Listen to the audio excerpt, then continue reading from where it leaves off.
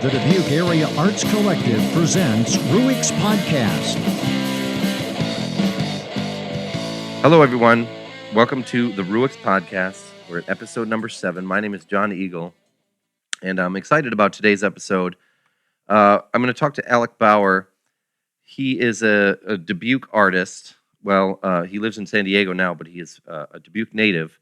And I like talking to artists mostly because I don't know shit about art. I am not an artist myself. I'm a musician, I guess, but it's different talking to artists because I get a window into that world. And that world always kind of fascinated me. So I'm hoping that it will be, insightful, much like the first episode of the Ruix podcast where I spoke with Victor Cairo was, in terms of, getting to know Alec and his work and, just more about that world in general. It also comes around the time that he is back in town specifically for the Dubuque Ink and Art Expo, which is in Dubuque this weekend, Friday, Saturday, and Sunday, the September 25th through the 27th. And that's going on this weekend at the Grand River Center.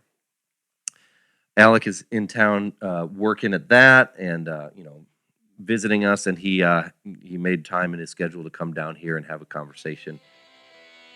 And I'm excited to talk to him. So let's go to check out that conversation now.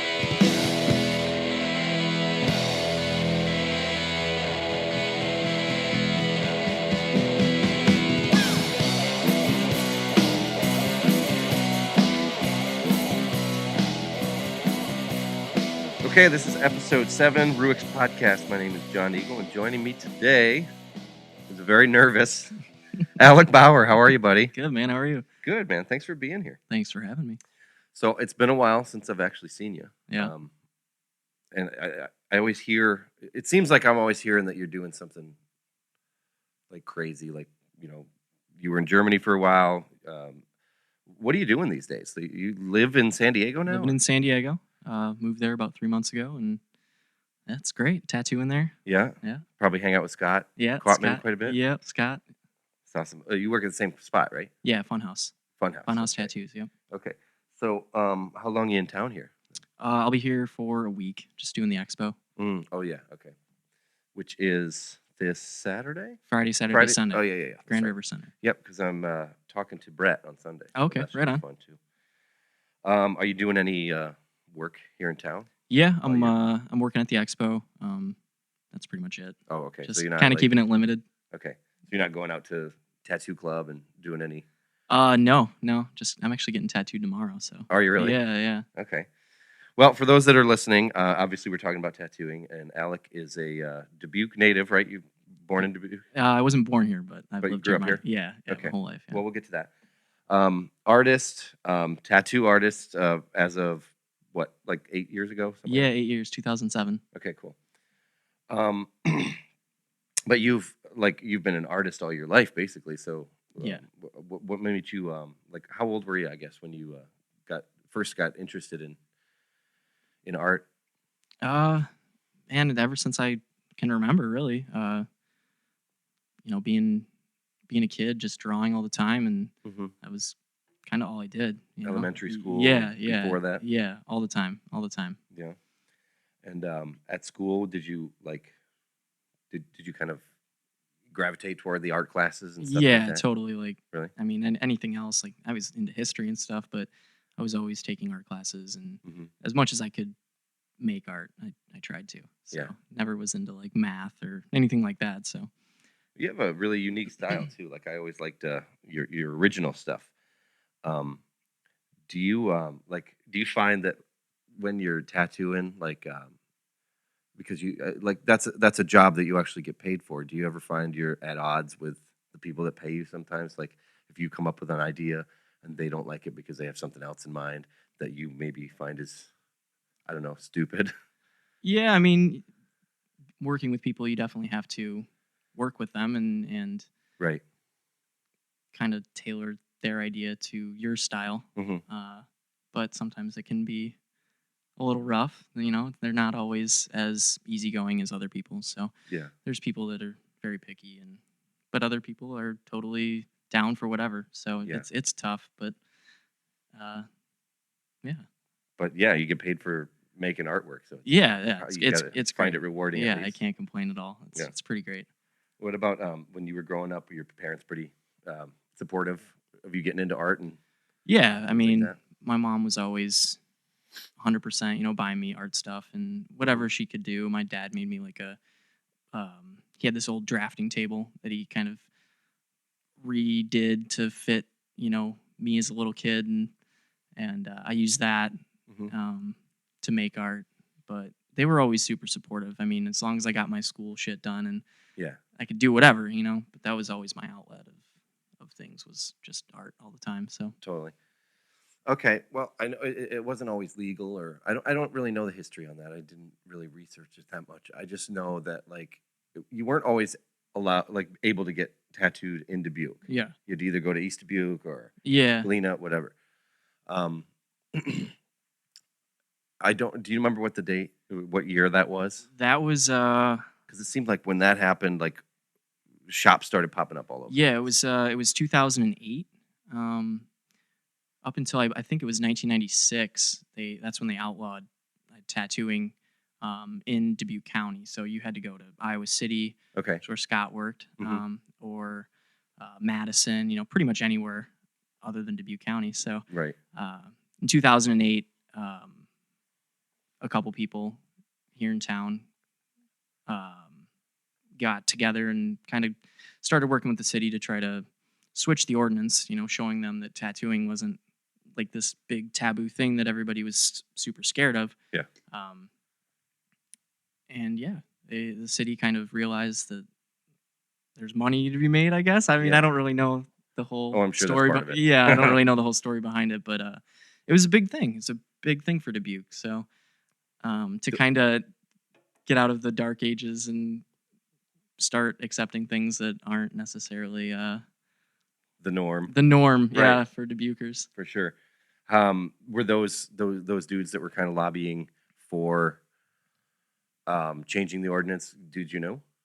Yeah, I worked with Jeff Davis, who used to own Mystic Tattoo, Okay. and then Jason Weipert, who owns Trigger Happy Tattoo. Oh, I know Jason. They were big advocates and worked together to, again, like just show the city that it's not what it, I don't know how to say it. It's No, not I know as, what you're saying. Yeah, it's Yeah. not as bad as people think. Right. And Jason he gave you your first job in tattooing, right? No, I actually started in East Dubuque, Illinois. Oh, no shit. Yeah, at a shop called To the Point.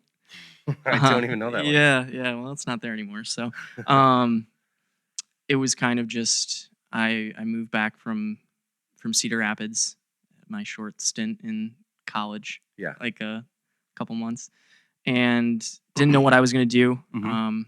Seemed like a good idea. One of my buddies told me I should try it, and Mhm. kind of threw together a half-ass art portfolio. Took it over to the shop, and I think they were just amped to have somebody in there that could maybe make them some money. So by the next, couple weeks, I was starting my apprenticeship, and that lasted for 8 months. Kind of fell apart at the end. What do you mean? Like, people just weren't around to show me like what to do and what not to do. Like I said, it was just, I feel like it was all just a money thing. This Oh, kid shit. can come Okay. in and make money. Mhm. Um, So your apprenticeship wasn't super hands-on then? no, not at all. Not Okay. at all. It was kind of Trial and error? Yeah, trial and error. Teach myself how to do stuff while still taking. I'm not saying I taught myself how to tattoo by any means. There was people that showed me stuff, but Right. it wasn't the apprenticeship that it could have been. Mhm. And then, like, moving on from there, Jason, who worked at Mystic up in Wisconsin, Okay. right by the 3 Mile House. Is that the same owners as the It Mystic here?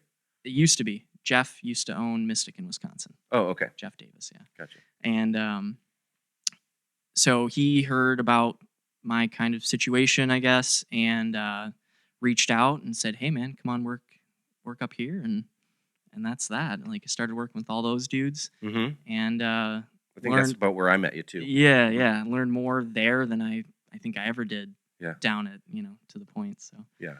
um, Yeah, that was a great. That seemed like you guys had a pretty great little, almost family unit going on there. oh, You know, totally, like yeah, totally. Tattooing is four of definitely you or something, like 3, 4 of you. yeah. What was it?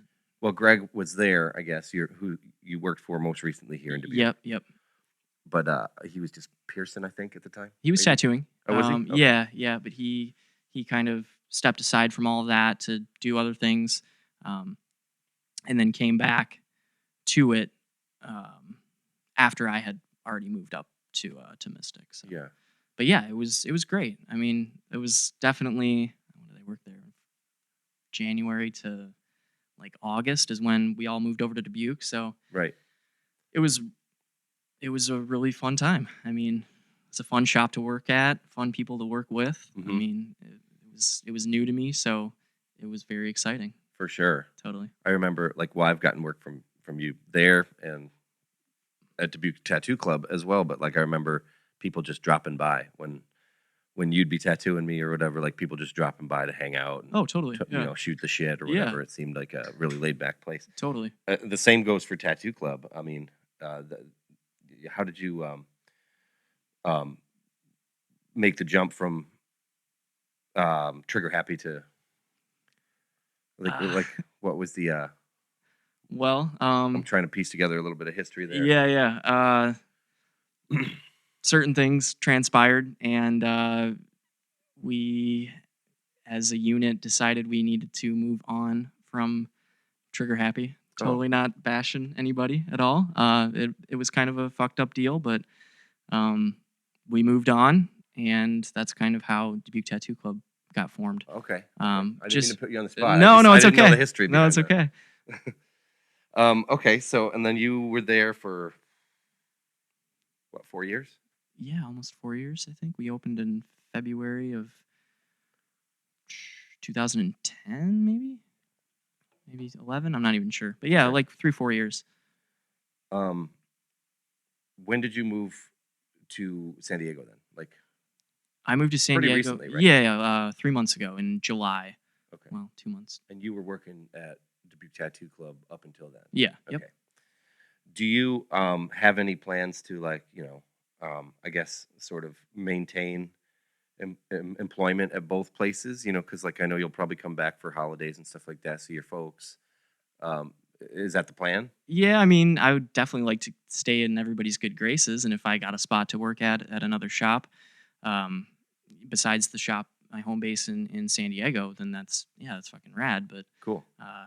yeah, I hope to maintain I guess I'm a asking relationship. because I want to know if I have to go to San Diego to get work from you again. Well, I ever mean, again. you can always come out to San Diego. I would love to. Come And out. Scott has told me the same thing. I actually have been meaning to get out there for years and just never been able to. I went to LA earlier this year, and that's the first time I was ever even in California. Yeah, I've never been to LA. Drove through it, but It's okay. It's not Yeah. great, whatever. It's just another city. yeah. Okay, so let's go back a little bit. Having been an artist, basically since you were in grade school, what made you kind of decide? Like, did you, like, when you got into tattooing? I'm just curious. Like, did you like know somebody who was in the business and you thought it would be something that you would be good at, or like how did you get interested in pursuing that? Honestly, I didn't know anything about tattooing before I got started. Some of my family members have tattoos, but Okay. I never really saw it as something I could do. Like it just didn't. I saw tattoos, but it was never something that I could make that into a job. Like I could do that. Yeah. It wasn't on my radar at all. Like it wasn't a thing. Interesting. And then right when I got into tattooing was right at the height of the tattoo shows. It was like Miami Ink had just come out, and Okay. it was super huge. So tattooing was not as big as it is today, but it was the new thing. People were Mhm.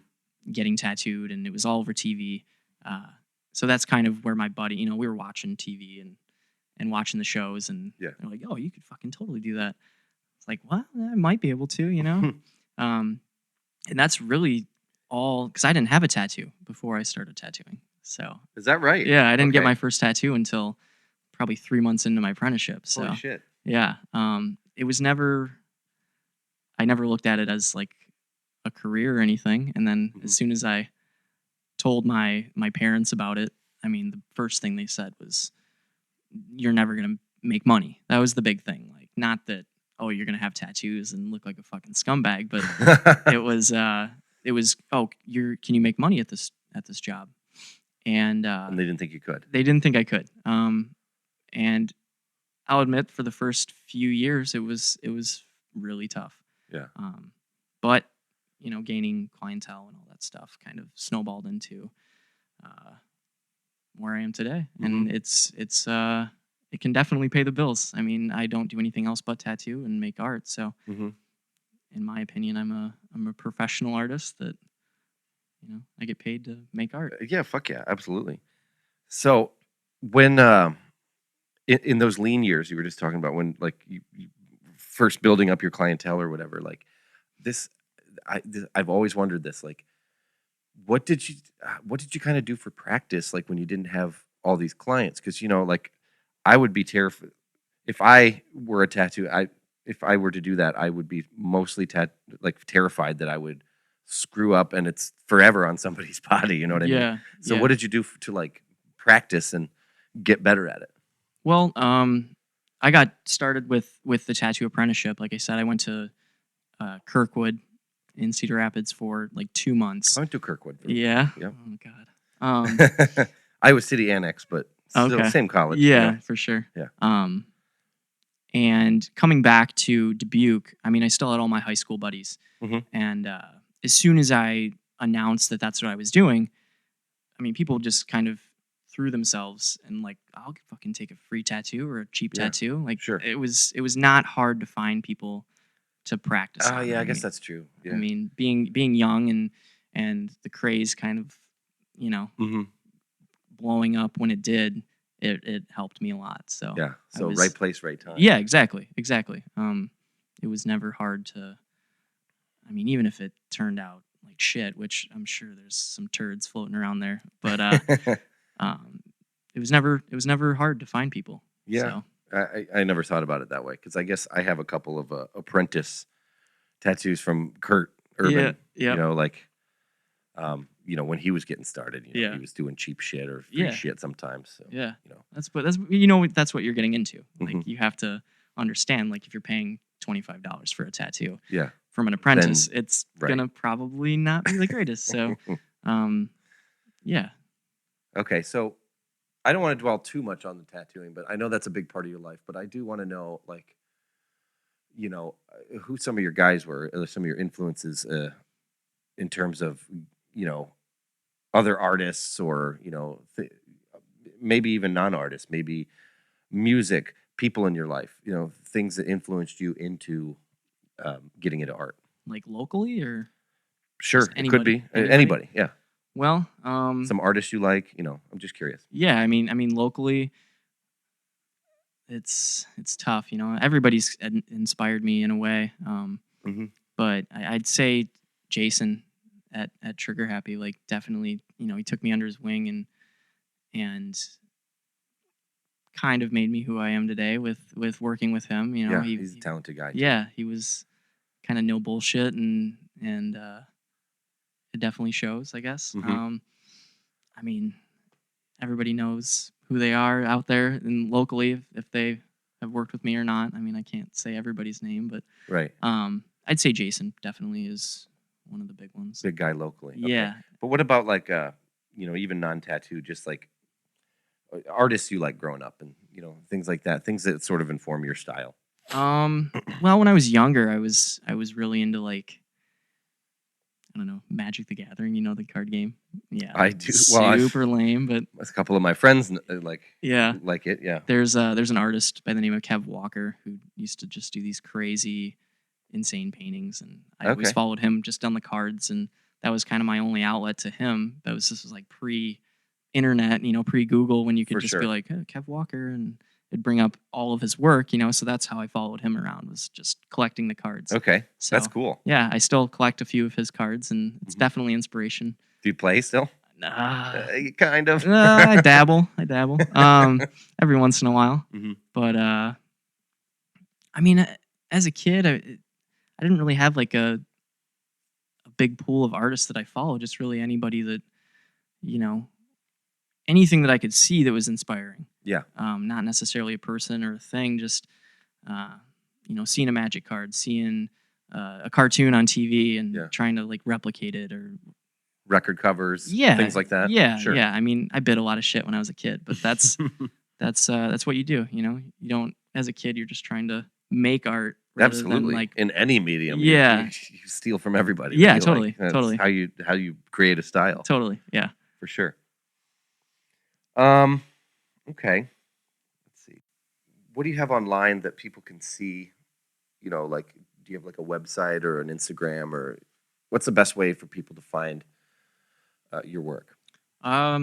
Honestly, probably Instagram is my number one thing. Mm-hmm. Which is Find a lot of artists are using Instagram. Yeah. It's just at Alec Bauer Tattoo. Okay. I have a website, alecbauerart.com. Facebook, alec.bauer, I think it is. Okay. That's pretty much it. I have an email. I mean, I'm pretty easy to get a hold of. I mean, I have a lot of social media and Yeah. stuff like that. Do you have a Tumblr? I don't. No. I have a Twitter. Mm-hmm. But Okay. it's the same as my Instagram, Alec Bauer Tattoo. Okay.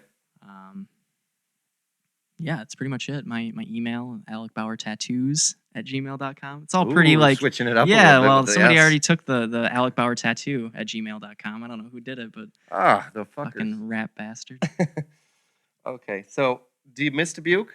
I mean, you've been gone three months now, and then you're coming back and for the expo and seeing friends. Like, is it emotional a little bit?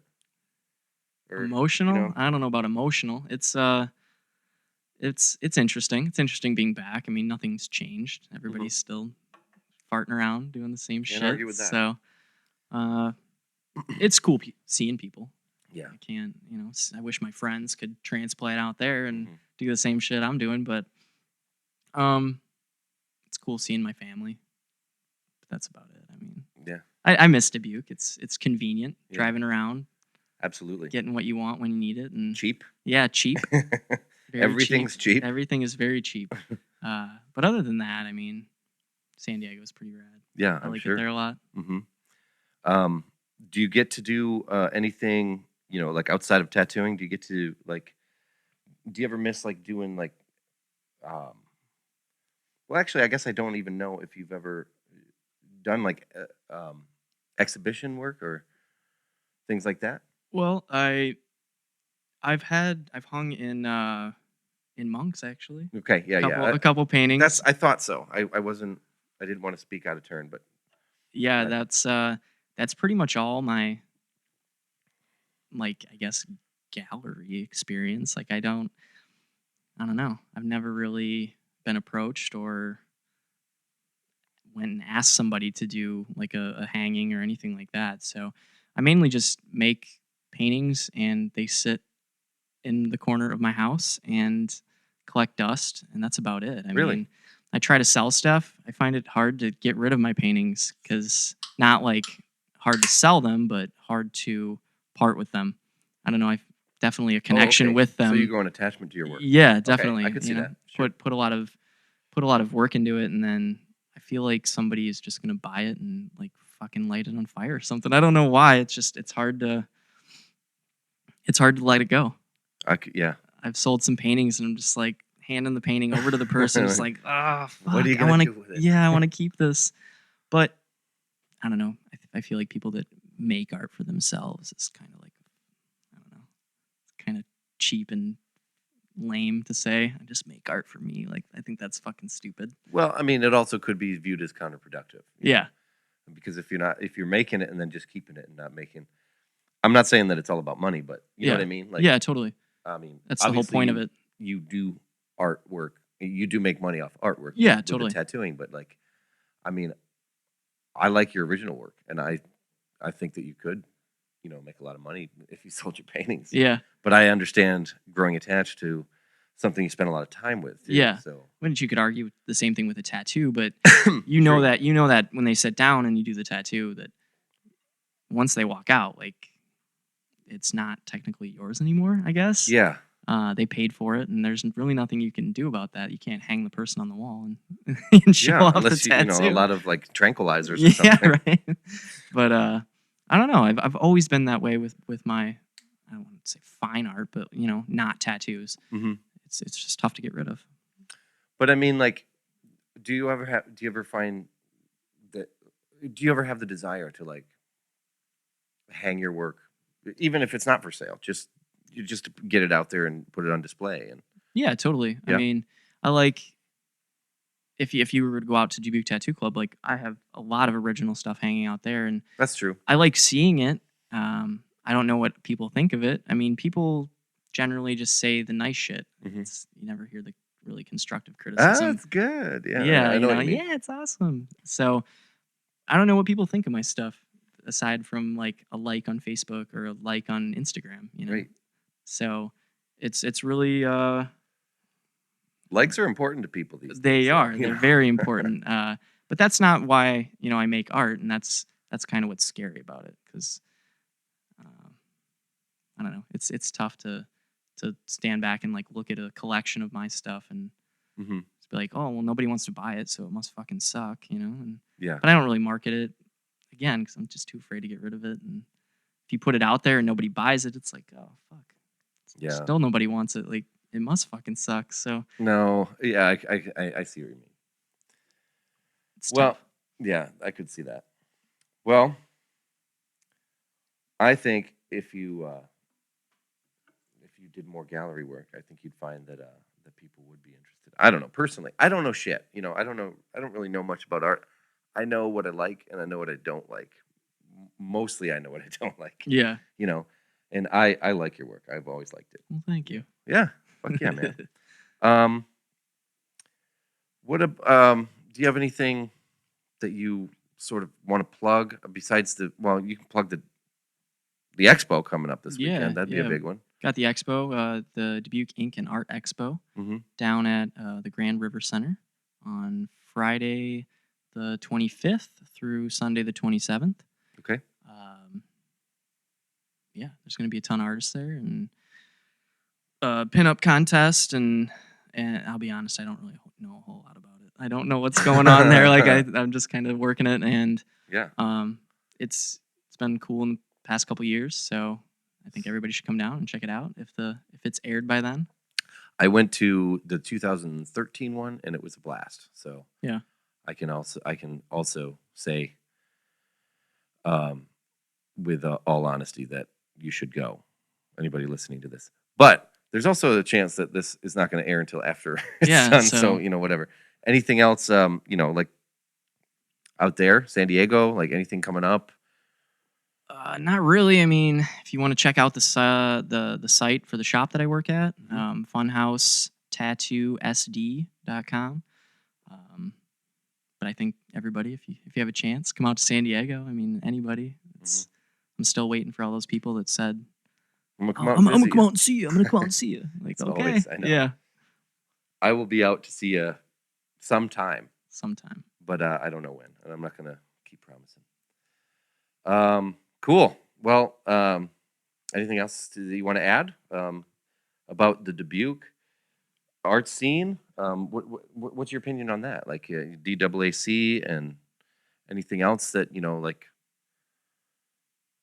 is around town that you like and dislike? yeah. I mean, the music scene has definitely. I mean, when I was in high school, well, actually, yeah, high school, there was a lot of like local bands, and the Lift was just like blowing up and had like crazy shows, and Yeah. the scene was, I mean, more tailored to, I feel like, kids. I don't want to say kids, but like younger people. All ages crowd. Yeah, Sure. totally. And that was awesome. And then it seemed like it kind of fizzled out. I can't really say. I'm not like a huge like avid show goer. But now that it's like kind of back, and there's definitely people out there that are making it their, I guess, livelihood to bring the scene back and to make it more accessible to people. Totally. I think that's fucking awesome. Same with art, shows upstairs. You know, I went to a showing, Brett Miller, and that was awesome. Bought a painting. So Brett Miller's a buddy of mine. So, Yep, yeah, buddy of ours too. yeah, I yeah, love this that shit's guy. fucking awesome. He's gonna be here, like I said, Sunday. Yeah. We're gonna chat. So Tell him he's an asshole. Fuck that guy. all right, I'll tell him, and he'll probably hear this. So. But yeah, it's awesome that the scene's kind of turning around and progressing. Yeah, It's it not- is. It not kind of fizzling goes away through. again. Yeah, it goes through sort of ebbs and flows. I find. Yeah. Because I mean, if I can speak on it, like after that mid 2000, spike that you were talking about when you were in so high you know school. what I'm talking about. Yeah. Yeah. After that, it's hard. It's hard to maintain an all ages scene. Like when all you have is bars, really. Like Yeah. you can set them up yourself, but finding a venue is tough. And I think we got a pretty good venue here for it, and it's been going well. But This it's is awesome. it's definitely tough to maintain a scene like that. Yeah. Especially if you're trying to do it at a bar. There's all these regulations and things like that. So Yeah. I understand why, it sort of comes and goes, but yeah, it'd be nice for a little bit more constance, I guess, with the, scene. And there's not, also, I'd like to add that there's not as many bands as, it seemed like back then, because I was working a lot of those, the door on a lot of those all ages shows that you're talking about. And there's not as many bands popping up around town. Yeah. If they're there, then they're not making their presence known. Yeah. Yeah. I think maybe people were, I don't want to say like, yeah, they just kind of were over it. Was it diluted? Was it too diluted? It could be. Yeah. It could be because, I mean, there were a lot of bands. Yeah. And maybe 12 of them are any good. Yeah. Like the other 850 or whatever were kind of terrible. Yeah. But, that's any scene probably. Yeah, totally. Did you ever play any instruments or? No. No? No. I played the French horn. Really? Do you still? In 4th grade. No. I played sax in 4th grade. Did and ya? Yeah. I could never pick up the woodwinds. Yeah. French horn is not a woodwind? No, it's Oh, it's a brass, isn't it's a brass, yes. Shit. I just picked it up because it looked interesting. Mhm. Everybody was playing trumpet. If you picked up the brass, everybody wanted to play trumpets. I think I picked up sax because of that shirtless guy in Lost Boys, that movie. Like on the beach, he's playing the Yeah. sax. Yeah. I thought he was cool back then. But yeah, I was terrible at it. I would practice in the house and hit these sour notes, and my mom, while being, as supportive as she was, if she could, Yeah. it just was too much. Yeah, I it guess wasn't- after a while. I wasn't any fucking good either. That's just probably why I don't play it anymore. Well, I remember when I was in the band Bull Dyke Rodeo, there was a little musical performance from Alec Bauer. Oh yeah. Remember that? Yeah, yeah. He came up and sang a song with us at Jason's benefit. Actually. Yeah. Sang That was some fun. Alice in Chains. Yep. That was almost as terrifying as this podcast. I had Yeah, to but wear you've loosened up a little bit. yeah. The beer's helping. Good. Yeah, same here. But that was a fun show, I guess. It Like, was. fun little song. Mm-hmm. Had to wear the sunglasses and turn away from everybody Right. because I was. That's a Shitting tough my song pants. to sing too. Well, you yeah. did pretty well.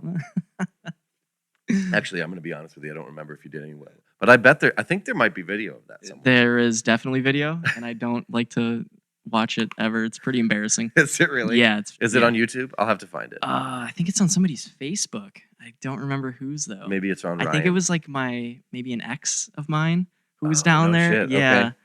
and yeah, she posted it and was like, "Yeah, babe, like you did awesome. Like fucking take that down right now."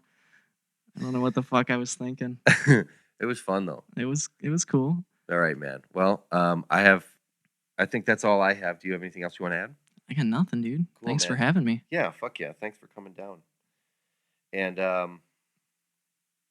man, good luck in San Diego. Say hi to Scott, man. I will. I will be out there one of these days soon. You can babysit his kids.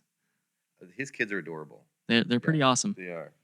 They're I pretty have awesome. not met them, but anyway. All right, man. Thanks again. Thanks.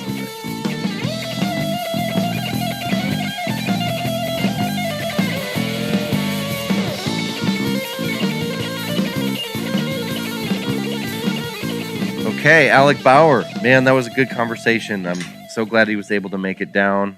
I love that guy, man. And don't forget, he's going to be around all weekend long at the Dubuque Ink and Art Expo over at the Grand River Center. That's 500 Bell Street. I actually didn't even know there was a 500 Bell Street in town. That doesn't sound like a real address, but that's where it is. Anybody from Dubuque knows where the Grand River Center is. So that's September 25th through September 27th. This weekend, Friday, Saturday, and Sunday. He's going to be there all weekend doing some work. I know I'm going to go over and probably get some work done from him. You should too. San Diego is not a cheap place to live. So, and that is the third annual Dubuque Ink and Art Expo. And DAAC actually has an exhibit there too. Local and regional artists are going to have their work hanging, and there's going to be a body painting competition from 11 a.m. to 3 p.m. on Sunday. So that should be exciting. I'm not entirely sure what that entails. I think it's,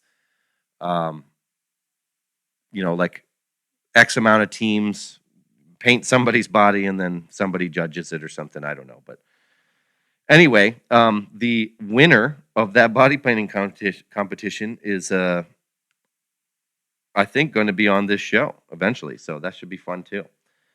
And again, Alec's info, you can find his work on Instagram at Alec Bauer Tattoo. That's his Instagram and his Twitter handle. And he's got a website, alecbauerart.com. So be sure and check his stuff out because it's great. He's a talented guy. And this Sunday, at the tail end of the Tattoo Expo, the Art Expo rather, is our Music Series 6, which is the metal show I've been talking about on this very show and in the Tumblr posts that hopefully you're all reading. And that'll feature National Hero and Sept of Memnon out of the Quad Cities. And then From Here in Town, Mutilated by Zombies, and I Like You Go Home. And then we also have the Music Series 8 coming up, which is it's going to feature Gosh from the Quad Cities, Arc Numbers from Dubuque, and The Deep Light from sort of from Dubuque.